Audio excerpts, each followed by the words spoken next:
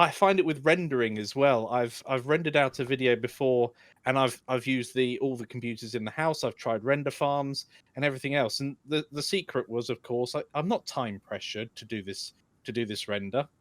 I'll just leave my main computer running it overnight. I don't have to manage multiple computers and make sure they're all rendering. I don't have to spend. I think the render on a render farm was going to cost. Well, I did a test on all places. It ended up costing something like $50 to go through everything. And I was pleased with the results. Don't get me wrong, but at the end of the day, it was just, I could have just left my computer running, gone out for a nice walk. Yeah, done something else useful with the time. That's what I do. And you're right. When I do freelance work from home, I worked from home for 2 years on a single movie where I was doing all this CG stuff. I would just work all day. I would do still renders and send those for approval. And at night, I would just have a batch queue of things just ready to go and just fire it off and in the morning and check all my renders. And it worked for 2 years, and it was spectacular. Yeah, I do that as well. Just let it run at night. Best. All right. And I'll say, I was doing that, but in the summer, since I sleep above my bed, if I leave it running during the night, I'm just roasting all night. So I've been using more like Sheepit recently, which I can't get EXR sequences from, which sucks. So I just kind of commit and then send off the file, but it's super fast and free. So that's really cool.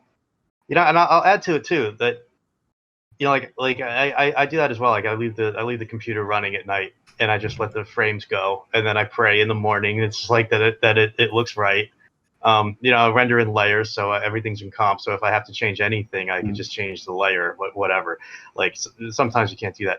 But going back to the whole poo-pooing on the tech stuff. Like if your product is the movie, then spend as much money, get the great equipment, get the stuff that's going to make it look good, and learn how to use it and make awesome stuff. Like there's a reason these things exist, and that that it's used out there on big productions is because it's good, it works. So now we're not like dumping on an industry that's constantly evolving, and and the cool thing is that when they're doing that 12K camera, they're probably also discovering other things that aren't bloat, that are going to be used later, that are really cool, and we're going to be like, wow, thank God they did their research on 12K, because look what else came from that. So it's like that you never know like what's coming from that. So I think that's really cool, but there's a time and place for it, and I think it speaks to a lot of the people who are watching this podcast who might be beginners, thinking that you have to jump on the latest and get the best gear and get all this stuff. It's like, just work with what you have now and make it the best you can. Like look at like Ian Hubert, what he's doing, or like what Sean, what you did in that video you did in 2012 when I think it was 2012 when you were speaking at that Blender conference talking about, I still remember the birds. Like you had birds in the background. You're like, do these things? I don't know if you said it in there, but it was implied that it's like you don't have to have like realistic birds. They're in the background. Like they're gonna be like 12 pixels wide. Like all you have to do is get the motion right, and it's like it's not cheating. It's storytelling. It's making the best. It's knowing what's going to show up on screen. Like if auto builders, if you don't see the back half of the spaceship, they don't build it. Yeah, it's that same exact thing, just in CG, right? If you know your bird's going to be defocused and only 12 pixels, it doesn't need to go through the entire rigging department and the texture department. Exactly. Tape keys. Yeah, exactly. Yeah. Like exactly. Like moths. Are you ever going to see the face of a moth?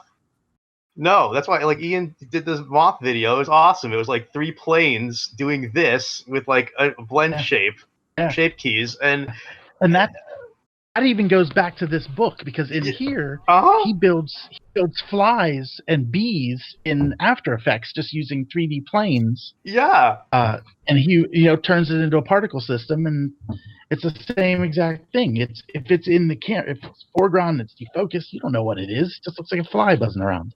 Yeah, and 90% of the time when you're looking, when you're looking in real life, like you just notice things moving. Like you expect, like when you're looking outside, you expect to see motion, right? You don't know what it is unless it becomes a threat to you. Like as a human being or as an animal, like we're not going to pay attention to it. We know it's there. We're like, all right, cool. It's a flock of birds or whatever, right?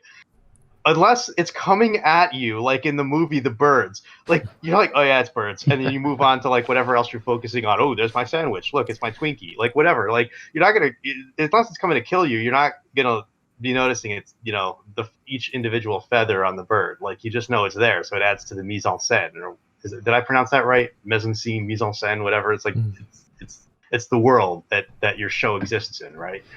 So like you don't have to go crazy with like all the little things or get the best equipment to tell a story. Just make sure your story is good, right? Kev, I have an unrelated question. Do you actually eat Twinkies? No, I don't. I used to, but the only reason is I saw, I don't know what it was, but there was a commercial or something online, and it was like a Hostess thing, and I'm like, oh yeah, Twinkies. I have a new, and I felt like Phineas and Ferb. I know what I'm gonna do today. Like I was like, I'm gonna make a Twinkie in 3D. Yeah, I do like. And now it's like I like now him. it's on my mind. I like him, but I was just wondering, like, since it keeps coming up, like even in the example just then, you brought Twinkies up. I know.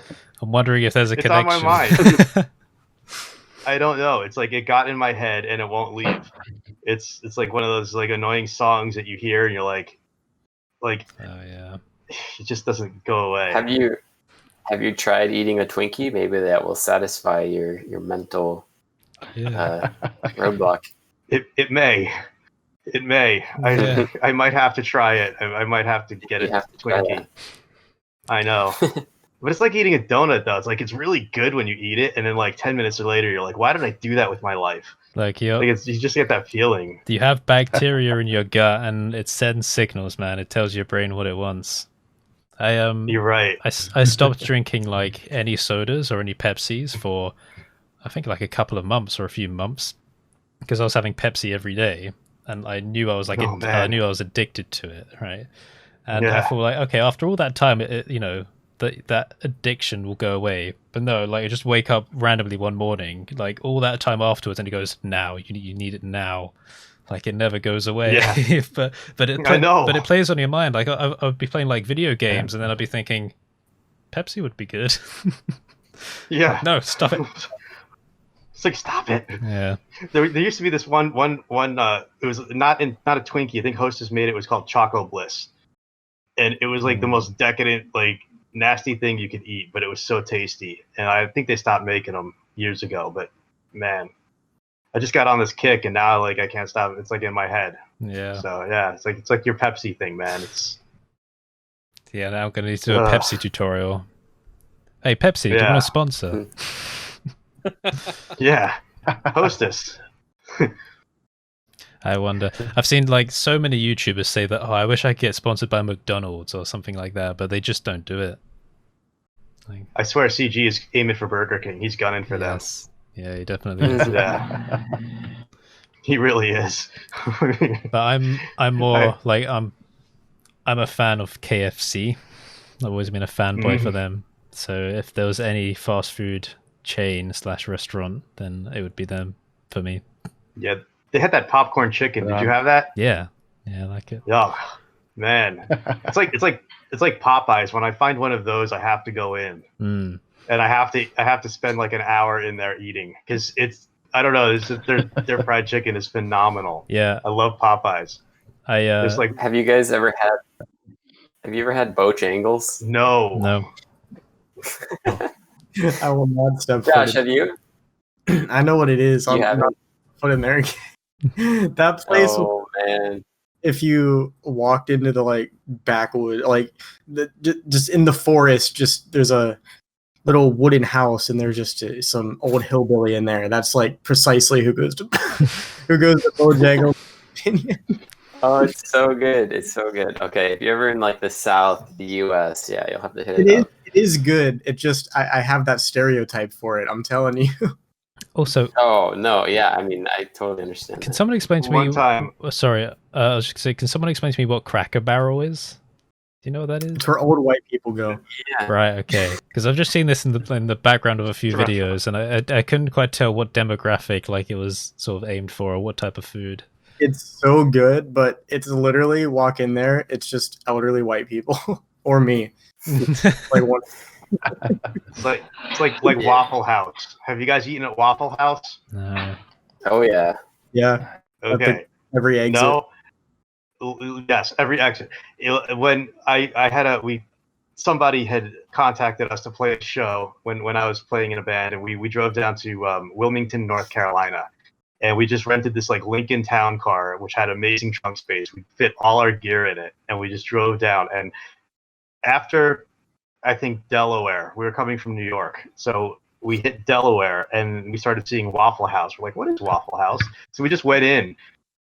Oh man, every exit from that point on was Waffle House. Like I think we ate like 12 Waffle House meals in a 2-day trip. It was that good. You go in and it's like for $3 you could get like this mountain of like cardiac arrest, and it's so tasty and it's so amazingly good.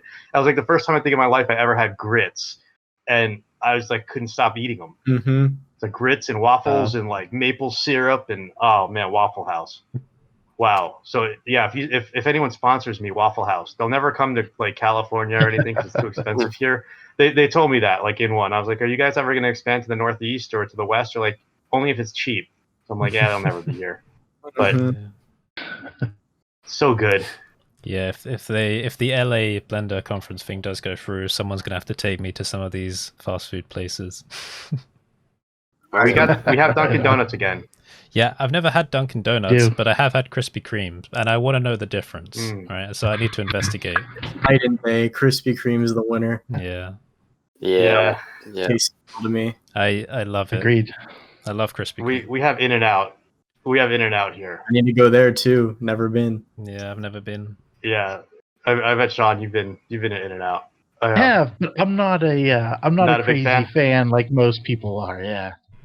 Yeah, Like if I'm gonna get a burger, like I want to go sit down and get like a diner burger, like you know, Mhm. big and so in the realm of fast food, sure, it's generally better, but it still lumps into $8 burger for me. Okay. I'd rather Yeah, get a bigger one. I kind of feel similar. Like I'd rather like go to a diner, like like you said, like a diner or something, and just get like a real like I will say that I do like the In-N-Out stuff, and I think like if you go in there, their biggest thing is they have like 4 things on the menu, so there's no choice. It's like you know what you're getting. It's pretty cheap, and it's pretty good. And if you get it what's called animal style, they actually like bake in or they cook in like the onions and everything and the mustard and everything on the grill. And it is pretty tasty. But like it has this cult following out here. Like I can't pass an In-N-Out ever that doesn't have a line going around the whole restaurant for at least a drive-through. With drive-through now because of COVID, but it's just incredible. I've never seen such devotion. It's like Chick-fil-A. It's the same thing. Yeah, Chick-fil-A is another one. It's just Their it's sauce not. Hungry. Yeah, I'm I like very it. hungry. Yeah. All right, I No, have another me too. question. Okay, so Sonic, what type of food do they do? It's Yeah, traditional. like burgers. Right. It's nothing to freak out about. It's okay. It has its own unique taste, but it's that fast food taste. I wouldn't really waste your time. See, I'm fascinated with all these different food chains. I want to learn about them. I want to try them. Sonic also does a bunch of like shakes and stuff too. All right. Mm-hmm. Those are alright. Yeah, the shakes are apparently really good, but Yeah, nothing I to. don't like fast food anymore. It's too salty, and I'm not supposed to be having a lot of salt because of the kidney stone issues. Yeah. So I just don't go. I just eat at home usually. Yeah, I've been eating at home since COVID, and it's been like the best thing ever. Mm-hmm. It really is. Although I will say, like, I had one Carl's Jr. burger like a couple days ago, and I was like, ah. But now it's back to cooking rice. That's the and good thing about tofu. COVID is everyone's eating at home and getting healthier in some way.